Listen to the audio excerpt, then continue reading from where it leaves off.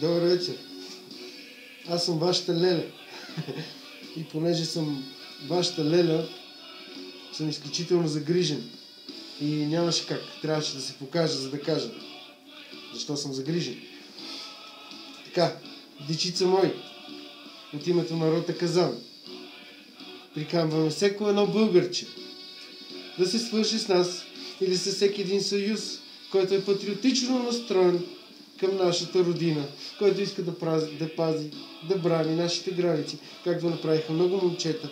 И за съжаление, червейчетата, които са там, в гнездото, не са доволни от това. Някои пък са доволни, други не са, както и да. Ние ще оправим положението. Всичко е законно. Знаете, че в България закон има много врати.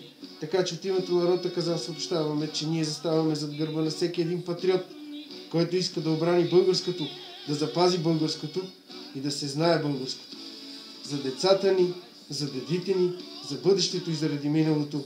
Ние ще останем българи и България ще има. Ние заставаме зад вас, патриоти, зад вас, българи и зад България. За тебе, майко, те умряха. За тебе, майко, и ние ще умрем. Събудете се, ей! Време е. Бранете границите на България. Правете за България това, което ви е на сърце. Поколенията се събуждат. Ще дойде слава за нашата родина. Идва свещена война. Всеки един, който го чувства, трябва да застане. Желая ви приятна вечер и благодаря за вниманието. Всичко добро от рота Казан.